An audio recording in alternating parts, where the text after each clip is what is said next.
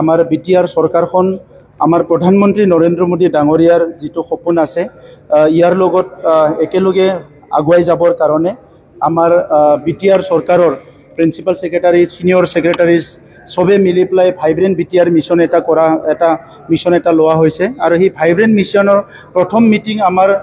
council পৰ্যায়ৰ district পৰ্যায়ৰ block পৰ্যায়ৰ অফিচাৰসকলৰ লগত ইয়াতে এই মিছনটো কি ইয়াৰ ওপৰত পৰ্যালোচনা হৈছে আৰু আমি বিচাৰিছোঁ যে প্ৰত্যেক মাহতে আমাৰ ৰিভিউ হ'ব লাগে কাম কাজবিলাক ঠিক হ'ব লাগে কাউন্সিল বুলি কোনো নেগলেক্ট কৰিব নালাগে সবে যাতে কামটো ভালকৈ কৰিব পাৰে আৰু কেন্দ্ৰীয় চৰকাৰ ৰাজ্য চৰকাৰৰ পৰা অহা পুঁজিবিলাক সঠিকভাৱে ৰূপায়ণ হোৱাৰ লগতে কাউন্সিলে লোৱা কিছুমান পলিচিবিলাকো সঠিকভাৱে ৰূপায়ণ হয় এইটো উদ্দেশ্য ৰাখি পেলাই ভাইব্ৰেণ্ট বিটিআৰ মিছনটো আজি আমি অনা হৈছে ইতিমধ্যে কাউন্সিলত 37টা আমাৰ ফ্লেগশিপ প্ৰগ্ৰাম চলি আছে এই 37টা ফ্লেগশিপ প্ৰগ্ৰাম বিভিন্ন ডিপাৰ্টমেণ্টত আমি এই ফ্লেগশিপবিলাক ৰূপায়ণ কৰিছোঁ কাৰণ উন্নয়নৰ যিটো গেপ আমাৰ আছিলে 30টা বছৰমান আমাৰ অঞ্চলত ইনষ্টেবিলিটিৰ কাৰণে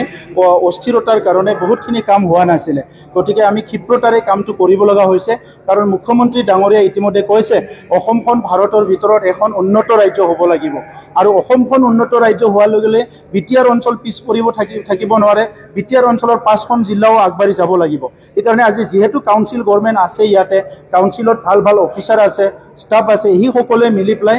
আমাৰ বিভিন্ন বিষয় বিভিন্ন সিদ্ধান্ত আগুৱাই নিব পাৰে এই কাৰণে বিটিআৰ ভাইব্ৰেণ্ট মিছনটো আমি হাতত লোৱা হৈছে ইয়াৰ কাম আজি আৰম্ভ হৈ গ'ল আৰু অক্টোবৰ মাহৰ পৰা এইটো কণ্টিনিউ মানে আমাৰ বিটিআৰৰ বিভিন্ন জিলাত আৰম্ভ হ'ব যেনেকৈ আমি সাৰ্কেল অফিচবিলাকত আমি